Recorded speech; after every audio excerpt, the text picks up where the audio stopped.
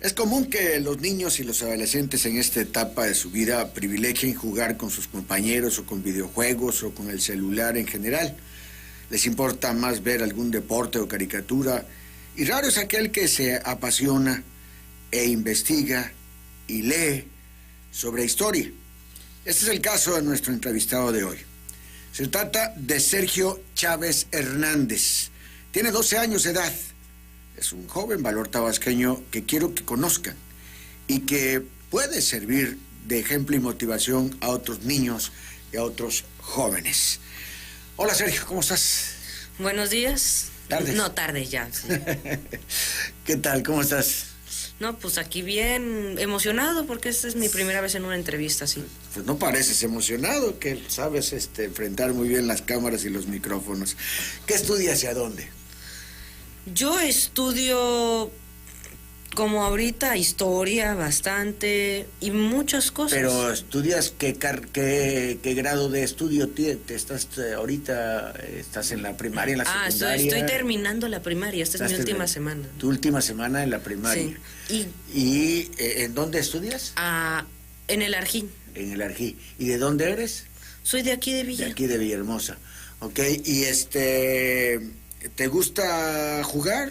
¿Ver televisión? Sí. ¿Deportes, caricaturas? Sí, pues como todos los demás, ¿no? Ajá. Pero cuando ya no hay nada más que hacer, ya no hay deberes. Uh-huh. Primero tu tarea. Primero tareas, cosas que se deben de hacer y después... Ajá. ¿Y cómo vas en la escuela? Pues bastante bien, sinceramente. 7, 8, 9, 10? 8, 9 por ahí. 8, 9. Entonces eres como yo, así de bueno.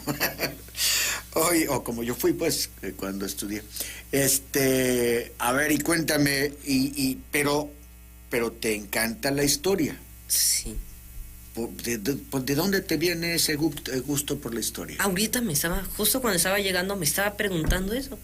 Y yo digo, ¿cómo me llegó el gusto? O sea, el gusto me viene de lo que pasó y cómo hizo que el mundo, los países y todos los conflictos políticos han llegado a este punto. O sea, te empiezas a preguntar cosas y te las va respondiendo la historia. Exactamente. Es así como te vas apasionando a la historia. Sí. Historia universal, historia de México, historia de América, historia de Tabasco. Historia del mundo, en general, bastante. Historia universal es la que más te universal, gusta. exactamente. ¿La de Tabasco no te atrae mucho? No tanto, pero ahí veré. No tanto, pero pues no a lo mejor no le has tocado la tecla. Ya ves, por ejemplo, ahorita ahí en el blog de que tiene Landy de tabascosoy.com, yo te invitaría a que un día te metieras ahí. Te vas a apasionar, porque ¿qué te parece que pasas por la calle Gregorio Méndez y no sabes quién es Gregorio Méndez? O pasas por la calle M. Bruno y no tienes ni idea quién es M. Bruno. O qué tal si pasas por un parque que se llama Garrido, Tomás Garrido, y no sabes quién es, o el general Ramírez Garrido y no sabes quién es, y que le dicen el Parque de los Guacamayos. Pero si sabes de la historia de Tabasco, entonces sabes por qué calle estás pasando, así como también te interesa la historia universal, ¿no? ¿Sí? A ver, ¿y cómo estudias la historia universal? ¿Cómo te metes a ella? ¿Tú agarras un libro o le pides a tu mamá que te... Aquí está la mamá de Sergio, y está la abuelita también, ¿verdad? Y también está la abuelita que lo vinieron acompañando. ¿Cómo te has metido a este mundo? Pues, sinceramente, yo he agarrado libros, claro. ¿Libros de dónde los has tomado? Libros... Yo he ido a Estados Unidos, uh-huh, y pues ahí voy a museos, ¿no? Uh-huh. Y ahí hay accesorios que son libros. Sí. Y ahí me explica todo. ¿Sabes inglés? Sí, bastante. Y también el YouTube y el Google me han ayudado. Sí. Y ahí, bueno, pero eso es cuando vas a Estados Unidos, pero no vives allá. Aquí no estudias, no te metes a los libros. A los libros no me he metido, pero estoy planeando hacerlo. O sea, lo haces por Google más bien. Por Google, sí, cuando se me viene una pregunta. Y también he dado información porque hay gente que me dice. Ajá. ¿Y qué, por ejemplo, qué cosa te interesa de la historia? Sinceramente, yo soy, no quiero ofender a nada, pero yo soy más de armas, más de los tanques, los barcos, los aviones. Y también de la historia. Ujú. Los genios, los que nos dieron la libertad. ¿Estudias a ellos? Sí, a todos los que le dieron libertad a países, Emiliano Zapata, ¿En todos, México? en México, Estados Unidos, todo En el Estados mundo. Unidos, ¿quiénes fueron los libertadores? Los liberadores, no me acuerdo sinceramente, pero los que pelearon por la patria en Francia, Alemania, en todos los países. Ajá. Ahorita, desgraciadamente, está la guerra de Ucrania y que ahorita los ucranianos están peleando por su país, los que quieren liberar. ¿Y tú sabes de cuál es el origen de esa guerra? Me han dicho bastante gente, no quiero decir no estoy en ningún bandido político, no quiero contradecir a nadie, pero he escuchado yo que muchos han dicho que es culpa de Estados Unidos, es culpa de Rusia, que es de la Segunda, la Guerra Mundial, la Guerra Fría. Mi opinión sincera es como Rusia, la Unión Soviética en 1991 cayó, Rusia generó muchos problemas económicos. Y como Estados Unidos está tanto con Rusia y China, Rusia necesita recursos naturales y Ucrania tiene bastantes recursos naturales. Dicen que es el granero. Literalmente granero. Y hay unas zonas entre Ucrania y Rusia llamadas las zonas negras, que son unas zonas donde la tierra es muy fértil y hay hasta petróleo. Y eso es lo que está buscando Rusia. Rusia, exactamente. Entonces, ¿Rusia es el malo de la película, podríamos decir? Se puede decir porque muchos han dicho, hay dos historias. Una, que Rusia es el malo o que Estados Unidos hizo que Rusia sea el malo. Yo no voy a decir quién es el malo porque no he investigado muy bien. Ok, y a ver, de Europa, ¿qué te interesa? Por ejemplo, España, Francia, Alemania, Sí, Polonia, la Segunda primera, Guerra la Mundial, primer- la Guerra primera y Mundial. Segunda Guerra Mundial, exactamente. Los valientes que pelearon por sus países. En 1944, por allá, los franceses que ya estaban hartos en París, ya estaban hartos de los nazis, que literalmente los franceses apenas comían un filetito así chiquito y los alemanes se metían a bares a tomar el vino del más caro de toda Francia. La policía francesa también estaba de alguna forma harta y habían 16,000 franceses armados en París y había 10,000 nazis armados allá. Los franceses hicieron muy buena pelea y les ganaron a los nazis. La resistencia. La resistencia, exactamente. Pero Hitler exactamente mandó un general conocido, no me sé su nombre, pero es conocido como el destructor de ciudades. Y mandó a ese general a destruir París, no importa la Torre Eiffel, nada. Dijo, tú voy a destruir la ciudad, no importa qué. Él fue a decirlo. Y también, después de eso llegó el general a plantar. Y Charles de Gaulle, era un general, pero cuando llegaron los nazis, se fue a Gran Bretaña. Y ahí hizo una radio para que llegaran los franceses. Y Charles de Gaulle mandó a un comunicado al ejército de Estados Unidos que ya había desembarcado en las playas de Normandía, allá las playas en Francia. El día D. El día D, si quieres que lo explique. El día D fue uno de los días más sangrientos de toda la guerra, de todo el lado creo que es el oeste. Estados Unidos quería, y Gran Bretaña y muchos países querían llegar a Francia. Y los alemanes sabían eso, tenían muchos espías por todos lados. hicieron el muro del Atlántico, que eran búnkeres, minas, trampas antitanques, por todo, desde hasta el norte de Noruega, creo que hasta el sur de Francia. Imagínate. Obligaron, claro, a toda la población, obligaron claro, no le dijeron, oye, vente a construir esto, no, le dijo, lo agarraron y lo pusieron a ser forzado. Y los estadounidenses, como engañaron a los estadounidenses y a los británicos, que iba a ser iba a ser en Calais, el punto más cerca de Gran Bretaña a Francia, pero iba a ser en Normandía. Iban a ser en las playas Juno, Gold y Neptune. Creo que en June iba a ser los canadienses, Gold los británicos y canadienses, y Neptuno iban a ser los estadounidenses. Habían flotas enormes de barcos en las playas. Los nazis se espantaron horrible. Literalmente vieron una flota de barcos disparando. Habían naves que habían destruido en la noche y en el día. Carreteras, donde pasan los trailers, todo de infraestructura en general. Después, por las 3 de la mañana, pasaron como 200 aviones para dejar soldados en paracaídas en la noche, porque querían hacía como que atontar a los nazis y destruir la artillería naval, que era una amenaza. Lograron hacerlo, y cuando desembarcaron fueron 2 millones de soldados canadienses, polacos, de Noruega. ¿Sabes cuántos murieron en ese desembarque? ¿Te recuerdas? Se perdieron más de 300,000 almas por ahí. Fue un desembarque de los más sangriento que ha habido. Sí, fue uno de los más sangrientos.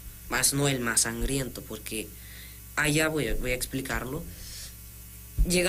Cuando los estadounidenses desembarcaron, británicos y todo, llegó un francés a decirles que París ya había sido liberada, pero habían llegado refuerzos franceses, refuerzos nazis. Y como tenían París, murieron como 2,000 franceses en la batalla de París, y tenían a París, pero los nazis lo superaban en armamento, porque eran rifles y escopetas que tenían en las casas. Llegó un comunicado a los estadounidenses que llegaron a París y liberaran Francia. Pero los estadounidenses, sin ofender a nadie, querían llegar directamente a Berlín. Pero el comunicado llegó hasta Eisenhower, uno de los mejores generales estadounidenses. Pero cuando escuchó eso, dijo, liberemos Francia y París. Y lo hicieron. Les costó bastante. Y los americanos y los alemanes tenían sus ventajas y desventajas. Los alemanes tenían los mejores tanques, la mejor calidad, pero eran pocos números y no eran viables. Los estadounidenses, al contrario, eran muy viables, eran muy poco armados, pero eran muy grandes en número. Hubo un dicho que decía, un tanque alemán podía ser mejor que 10 tanques estadounidenses, pero siempre los estadounidenses tenían 11 tanques. Y así llegaron, liberaron todo Bruselas, Bélgica, Luxemburgo, Países Bajos, y llegaron a Alemania, a los bordes. Pero en el 1941 regresamos 3 años. Hitler estaba en uno de sus mejores momentos, invadiendo Francia y ya casi llegando a París. Los británicos ya se habían regresado por la batalla de Dunkerque. Después, Hitler, en su libro, dijo que Rusia era su peor enemigo, cuando irónicamente habían hecho un pacto de no agresión. Se llamaba el Molotov-Ribbentrop, creo que así se llamaba. Pero Hitler rompió el pacto cuando inició la Operación Barbarroja. Fue invadir todo tan rápido que las fuerzas no se podían. Las fuerzas los atontaban era llamada la Blitzkrieg, la guerra relámpago. Fue utilizada en todos los campos de batalla alemanes, todos. Y en Francia, en todo lo que vio, Alemania todo le funcionó en la Blitzkrieg. Y en Rusia también llegaron a Moscú, pero los defensores con toda el alma. Y sí, para mí los soviéticos en ese momento fueron los más valientes. Llegaron hasta Finlandia. No, fue un caos para los soviéticos. 1942. Llegamos y los alemanes arrastran todo lo ruso. Mueren como 3 millones de soldados rusos defendiendo su madre patria sin resultados. Llegan a una ciudad, quieren cortar el diésel, que les llegue el diésel, que ahorita creo que es Azerbaiyán, la actual Azerbaiyán, para cortar los suministros de diésel. Pero cuando Hitler está checando el mapa, ven que hay una ciudad llamada Stalingrado. Y esa ciudad, Hitler quería burlarse de Stalin y de su armada. Pero Stalin, justo cuando estaban a punto de llegar a Stalingrado, puso la orden 933, que era ningún paso atrás, ninguna retirada. Los soviéticos ya habían como 200,000, ahí como 300,000, pero la desventaja es que no tenían tan buena la calidad las armas. Tenían una muy buena arma llamada la PPCH, buenísima, y lo mejor era que todo civil ruso estaba dispuesto cavaban minas, cavaban cosas increíbles. Stalin dijo que quemaran los pueblos para que cuando llegara el invierno los alemanes no tuvieran con qué cubrirse. Y exactamente era el plan de Hitler, hacer tan rápido y abastecerse lo más rápido posible y destruir la Unión Soviética para que cuando llegue el invierno estén bien abastecidos y no tengan ningún problema. Pero cuando llegaron a Stalingrado, arrasaron, claro, hubo muy buenas peleas. Los soviéticos pelearon con mucha valentía, mucho valor, y es una de las cosas que más me gusta. Y los nazis, uno de los ejércitos de un general llamado Paulus, él era a distancia, él quería pelear a distancia, pero al contrario del nuevo general, no me acuerdo su nombre, era de pelear a corta distancia. Stalingrado, como lo dice, es una ciudad. Y ahí es muy así, ir así, checar todo, ¿no? Ir checando todo. Y la pelea fue muy sangrienta. Creo que fue el tercer ejército alemán que fue a Stalingrado. Destruyó a los soviéticos. Les costó, pero lo terminaron destruyendo. Pero el general Zhukov, uno de los generales más de alto rango en la Unión Soviética, agarró 2 millones de soldados en las afueras de Stalingrado y rodeó a los alemanes, al tercer ejército alemán en Stalingrado. Los flancos estaban rodeados por italianos y rumanos, que no estaban muy interesados. Los italianos y rumanos apenas podían hacer algo. Pero cuando llegaron 2 millones de soldados a destruir los flancos, los italianos y rumanos podían hacer algo. Y el tercer ejército alemán con el general Paulus no podían hacer nada. Habían sido rodeados por 2 millones de soviéticos. Y estaban en una ciudad donde no se podía salir de algún modo, ni por el río que pasaba, se llamaba el río Volga. Mandó un comunicado, no sé cómo, Paulus a Hitler, de que necesitaba ayuda, a que ellos o salían o otro ejército de relevo entrara a salvarlos. Ahí, en ese momento, los alemanes habían creado un tanque llamado Tiger 1 o Panzer 6. Era un tanque muy, muy imponente, con un cañón de 88 milímetros capaz de destruir cualquier tanque soviético en ese momento. Y era, pero muy poco viable. Muy poco. Y también había otros tanques, como el Stug. Bueno, ahora, supongo yo que muy pocos saben que es el Stug, el Panzer III, el 4, pero el Tiger era indomable, era un monstruo, una bestia, literalmente le decían la bestia indomable. Cuando llegaron el ejército con Tigers, no pudieron romper la línea. Tengo que hacer la pausa. ¿Por qué no nos dices en qué quedó esa batalla? ¿Cómo se resolvió? Así, los soviéticos rodearon a los nazis. Sitiaron a los nazis. Y con eso ya, hicieron muchos rearmes, ¿no? Uh-huh. Y con eso lograron retroceder hasta Bielorrusia y Ucrania. Bien. Vamos a hacer la pausa, son las 6:15 p.m. y luego quisiera que también me platicáramos sobre la Primera Guerra Mundial. ¿Sí? ¿Sale? Sale. Ahora volvemos a seguir platicando con Sergio.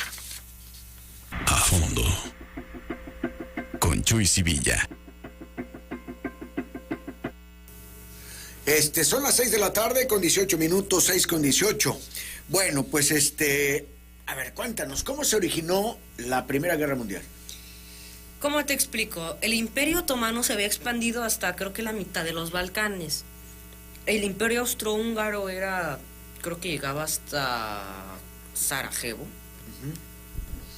Y ahí Sarajevo fue tomado por los austrohúngaros, ahí todavía estaba Serbia. Y había muy enojados, había una mafia exactamente que decían, vamos a matar al duque. Y por alguna razón el duque dijo, vamos a Sarajevo. Cuando el duque llegó, dieron un paseo. Trataron de asesinarlo con una bomba, pero fallaron, mataron unos generales. Pero en vez de ir a un lugar seguro, quisieron ir a un hospital, pero se equivocaron de ruta. Y había un hombre de la mafia con una pistola tomando un café, pero cuando los vio que venían, se preparó para agarrar la pistola. Cuando ahí pasaba, salió corriendo, se acercó al coche, le disparó a la esposa y le disparó al duque.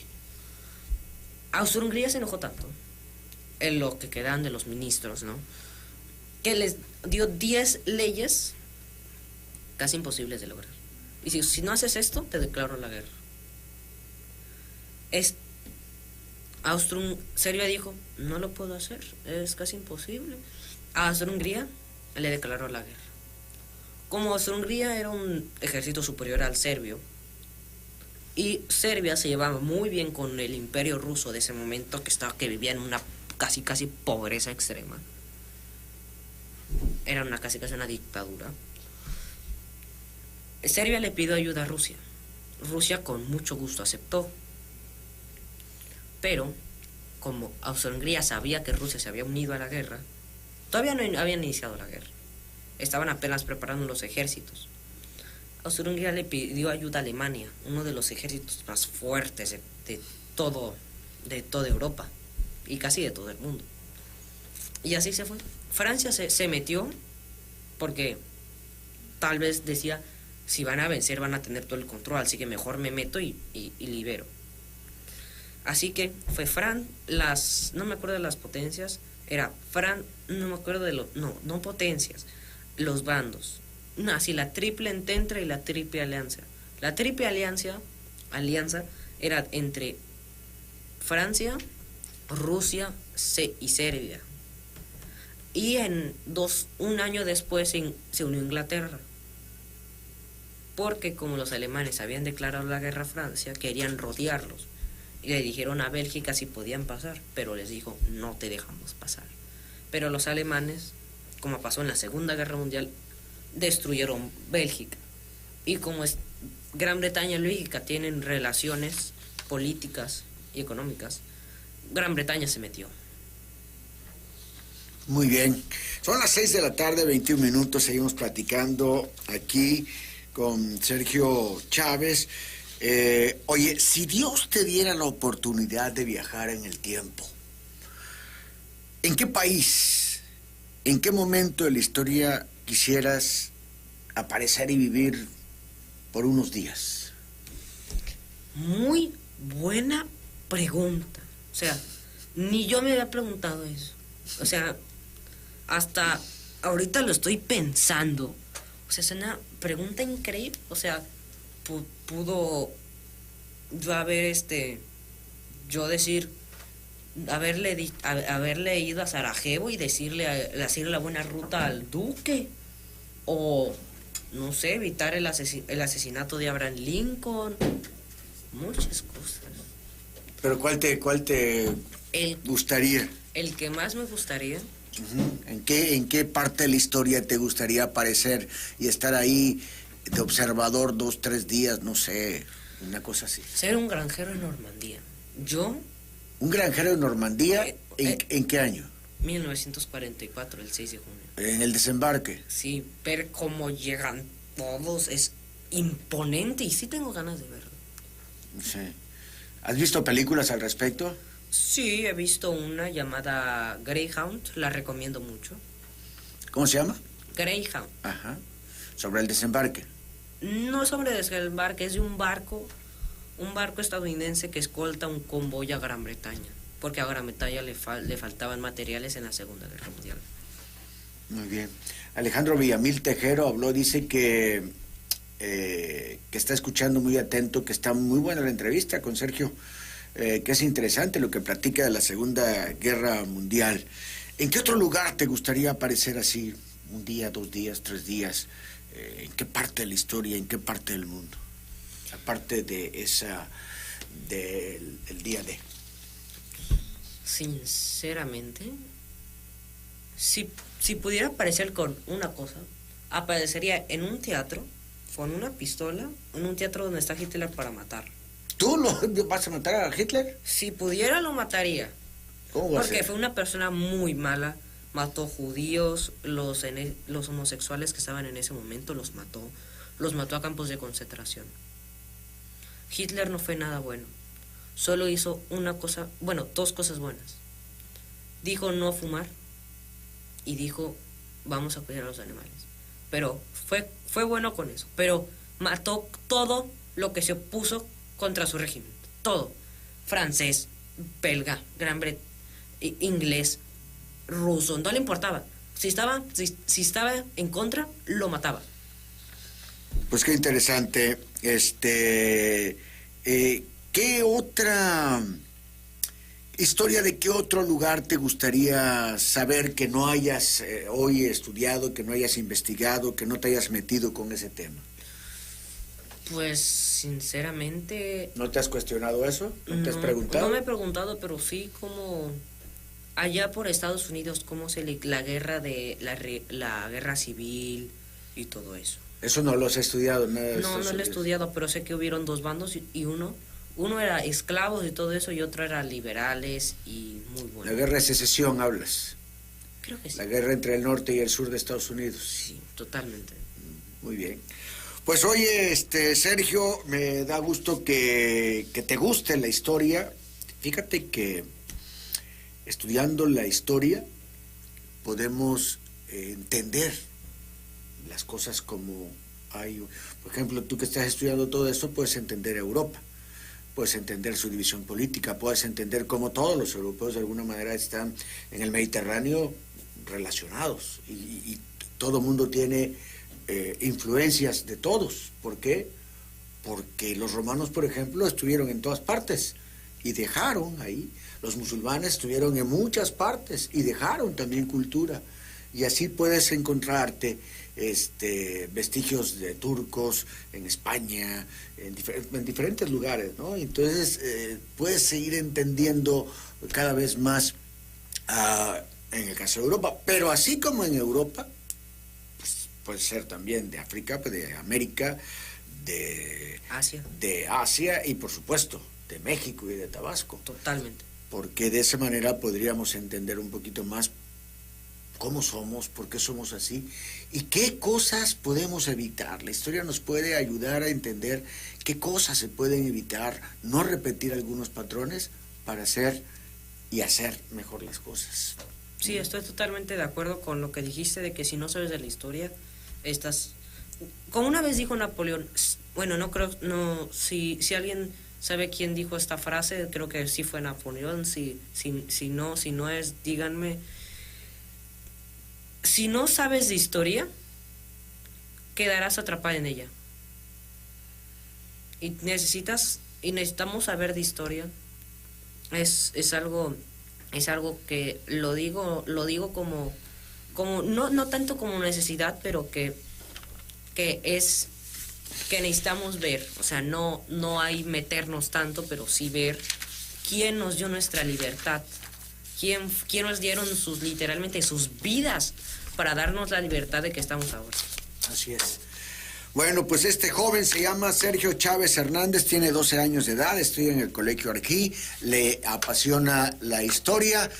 Ha empezado por esto que ustedes le han escuchado, la Primera, la Segunda Guerra Mundial, la situación un poquito de Europa, pero bueno, a mí me gusta que un joven haga la diferencia y haga cosas diferentes él mismo, como en este caso.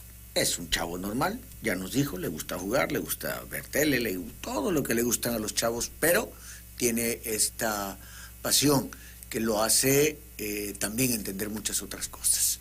Pues muchas gracias, Sergio, por venir esta tarde aquí a platicar con nosotros y síguele metiendo duro, ¿no? Y sigue estudiando fuerte y sigue investigando y no te quedes con ninguna duda. Todas las dudas que tengas, siempre búscalas, investígalas y acláratelas. Y si no lo encuentras en tu navegador o en algún libro, busca alguna persona para que te ayude, para que te explique y para que siempre en tu mente haya claridad de pensamiento.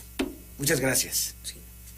Bueno, son las 6:29, nos vamos, les agradecemos mucho la atención a este programa a fondo, recordándoles que a las 7 en punto de la noche estará Juan Pablo Sevilla Telles con todo el equipo en Reporte la Noche con la cosecha informativa del equipo. A las 9 de la noche, el psicólogo Paco Evia les espera, tiene una cita con ustedes en Vive Hoy, porque pues hoy usted saldrá motivado y saldrá con muchas baterías después de escuchar a Paco.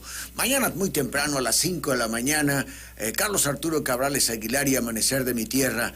A las 6 de la mañana, Hugo Triano y todo el equipo en Buenos Días Telereportaje con el Servicio Social y con los avances informativos. Y a las 7 de la mañana estará Emanuel Civillo Oropeza en Telereportaje con toda la información. Que Dios le bendiga, pásela muy bien y ¡arriba, corazones! ¡Adiós!